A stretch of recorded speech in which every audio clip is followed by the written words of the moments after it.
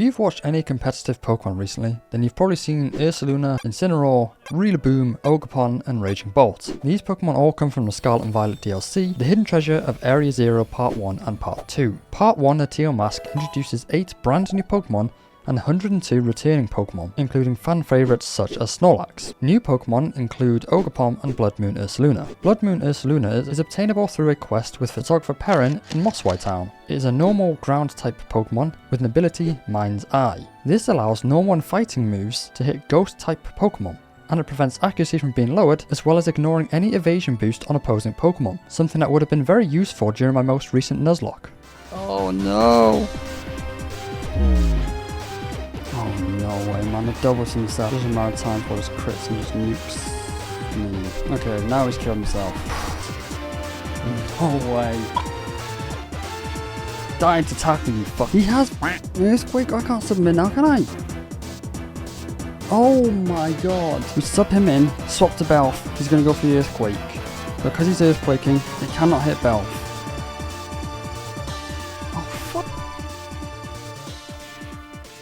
Finally. Pair this with its excellent special attack at 135 and its signature move Blood Moon, and you've got yourself an extremely powerful Pokemon. Blood Moon is a 140 base power normal attack move that can't be used 2 turns in a row. However, unlike moves such as Hyper Beam, it doesn't require the Pokemon to recharge and skip a turn. Ogerpon, the main Pokemon in the Teal Mask, has 4 masks that change its type and ability. Teal, Grass, Wellspring Watergrass, Heartflame Firegrass, and Cornerstone Rockgrass. Personally, I think Ogerpon is a really cute Pokemon, whose story really made me feel for it.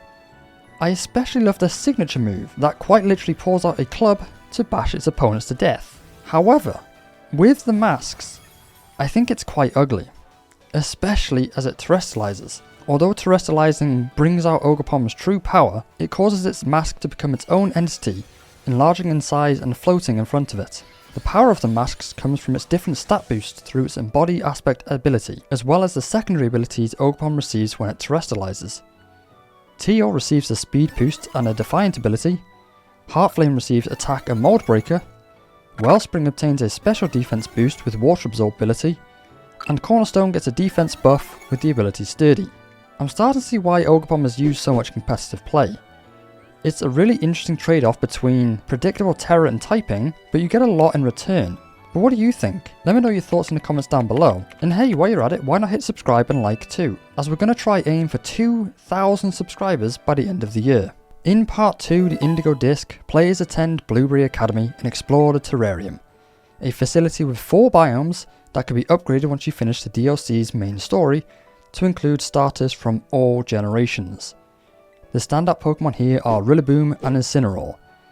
Rillaboom's Grassy Glide becomes a priority move on grassy terrain, which Rillaboom so kindly provides itself, while Incineroar's Intimidate and support moves like Fake Out, Knock Off and Passing Shot make it an extremely top competitive choice. If you haven't played a Pokemon game in a while and somebody asked you what you thought the best Pokemon of all time was, you'd probably say something like Mewtwo. But if you've played a ton of Pokemon, you'd know the answer is obvious because it isn't really even up for debate.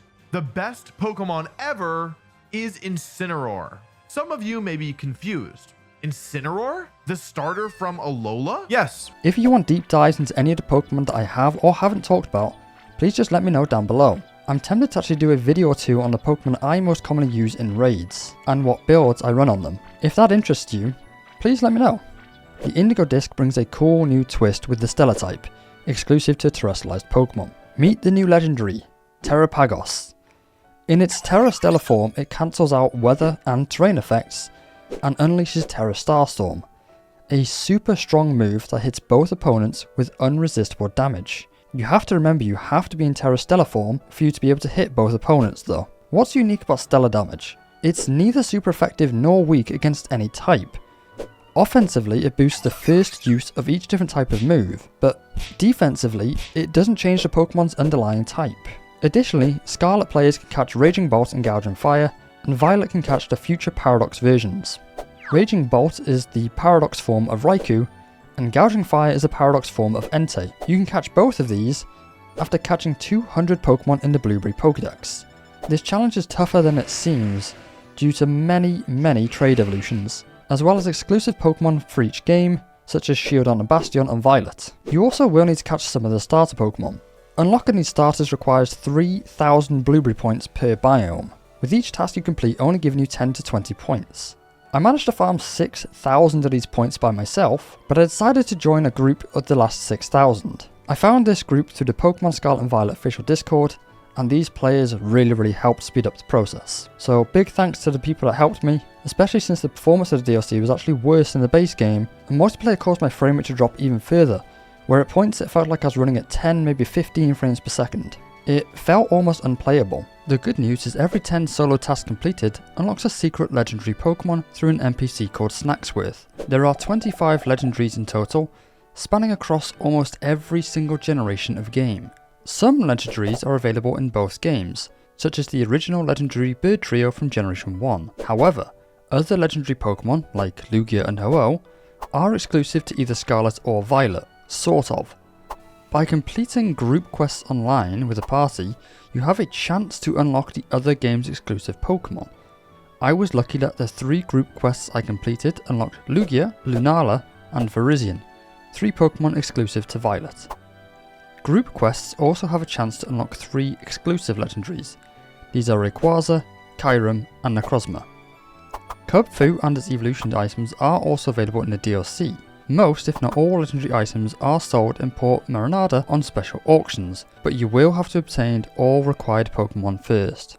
While Glastria and Spectria are catchable in the DLC, Calyrex is not, and must be transferred from Sword and Shield. Apparently though, you can have Calyrex and the 2 steeds form either the Shadow Rider or Ice Rider within Pokemon Scarlet.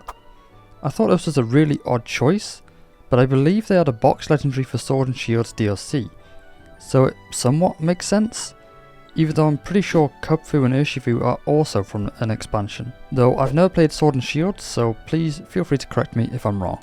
Walking Wake's exclusivity is actually one of the few downsides of the DLC for me. As someone who loves to complete the Pokédex, this and the Violent variant made this practically impossible. I think it's fine to have these Pokemon locked behind a raid, but you should be able to permanently access the raid from somewhere like the centre of Area 0, rather than it being time gated. I'm also a bit sad that the legendary Pokemon are actually shiny locked in the DLC.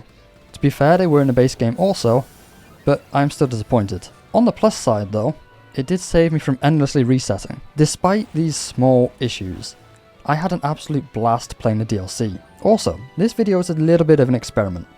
I wanted to see if you guys enjoyed the mini deep dives I did into specific Pokemon. Let me know what you think down in the comments below, and I'd gladly do longer and more in-depth deep dives into some of the Pokemon mentioned. As always, please like and subscribe. Again, we are aiming for 2,000 subscribers by the end of the year. Thank you everyone for watching, I really appreciate that, and I'll see you all again very soon. Bye bye.